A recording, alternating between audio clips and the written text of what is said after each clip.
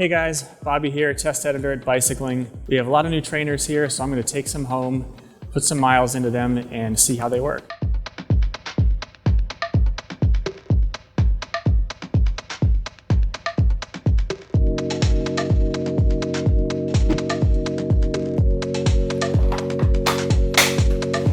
So we're up and running on the Elite Nero interactive rollers, and they do take a little bit more setup than a standard trainer.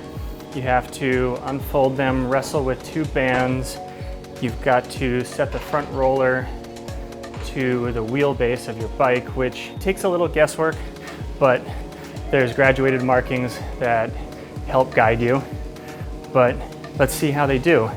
The first thing you'll see is the frame isn't solid on the floor.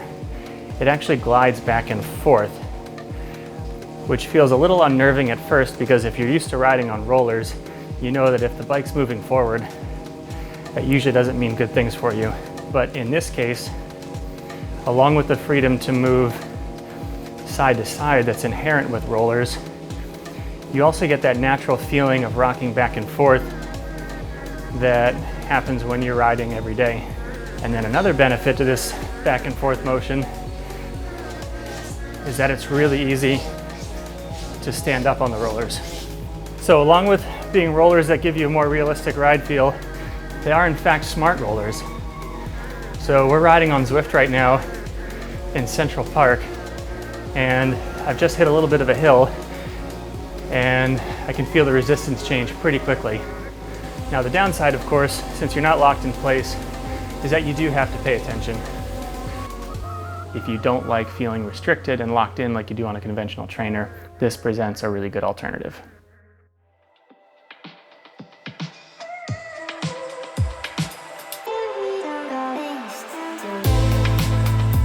So this is the Kickr Core, which is the mid-grade option between the Kickr and the Kickr Snap. The only functional difference, the wattage tops out at 1800 watts, and it only simulates grades up to 16% instead of 20%. It's also smaller than the Kickr. It is a little bit easier to store, it's a little bit easier to carry around. Pairs quickly and easily with Zwift.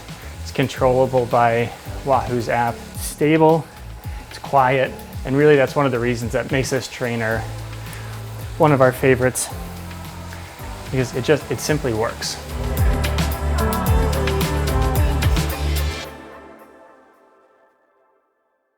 This is the Tacx NEO 2T. It is one of the most expensive trainers you can buy, but it does come packed with a lot of features that aren't commonly found in cheaper trainers.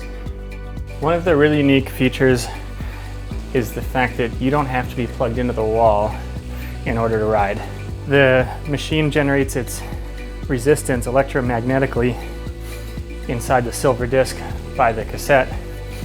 And so as I'm riding, it's creating the resistance and powering the machine. Now, the momentum doesn't work quite as well as when it's plugged in. So when you stop pedaling, it comes to a stop really fast.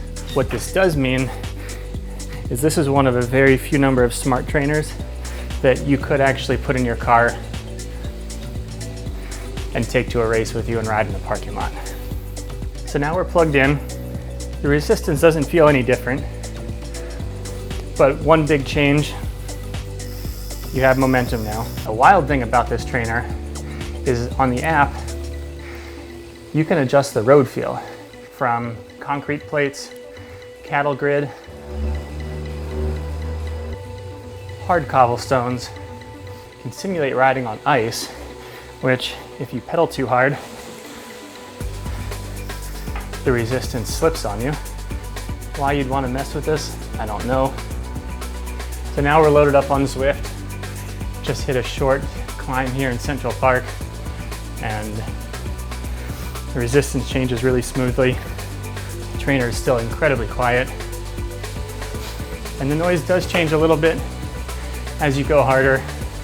It's not that big of a deal. This trainer is really expensive, but it's also really great. It's got a lot of bells and whistles. If you want to put this in your car and take it away in the parking lot, if you don't want to be plugged into the wall all the time, this is a really great choice. This is the Kinetic Road Machine Smart 2 trainer. It's a fluid friction trainer, no bells, no whistles. Let's see how it holds up to its more expensive direct drive counterparts. Sometimes simple does it, and simple is what we have here. This trainer is a friction trainer. It's a technology that's been around for as long as trainers have been around. It's loud, but it's cheap, it's sturdy, and it works. I'm riding pretty easy right now, and it's already loud. And it's also gonna wear through your tires. You're also not gonna do a workout indoors without waking up your entire house. But again, this works. It's no controllable resistance, but the resistance is very smooth. It's not choppy. You can do full gas sprints on this. You don't need to be plugged into the wall. Fits in the trunk of your car. Folds away easily in a closet when you're not using it. For $370, this is probably the best trainer you're gonna find. Simple trainers are nice. This is the Elite Suito. It's the newest direct drive smart trainer from Elite, just released over the summer. The setup is a breeze on this. They also brag about it being very quiet. It's definitely quiet, and the dominant noise is my bike. Resistance changes are really smooth. This doesn't have any of the side-to-side motion that other trainers like the Tacx and the Kinetic have. The feel of the trainer doesn't change. You still get the steady resistance.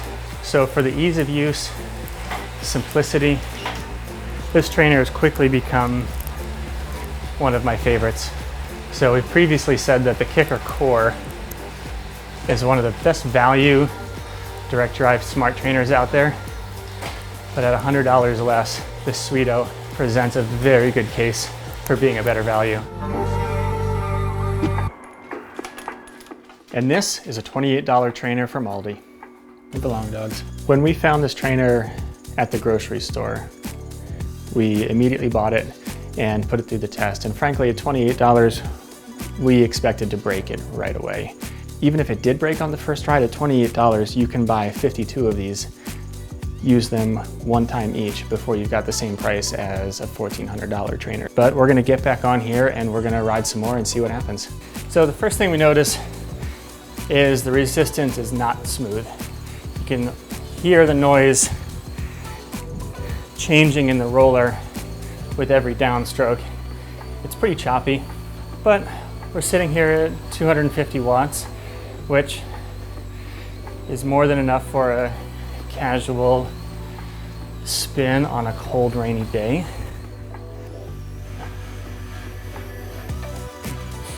Now we're gonna try riding a little faster. Take a decibel reading.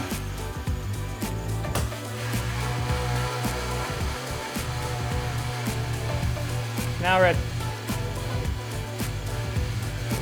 25 miles an hour.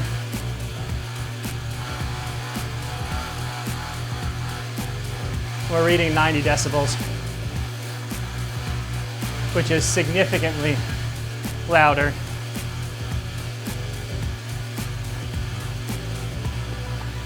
And probably more than enough to disturb at least your whole house, if not the neighbors. It survived another ride. I'm not gonna say that makes it good, but it's a $28 trainer that's actually pretty okay if you just wanna keep your legs moving throughout the winter. So those are 5 of our favorite trainers. Some are action-packed with all the bells and whistles like the Tacx. Some are so cheap, you can use it once, throw it away, and go buy another one. Tell us what you're riding this winter, leave us a comment, and don't forget to hit subscribe for more videos from bicycling.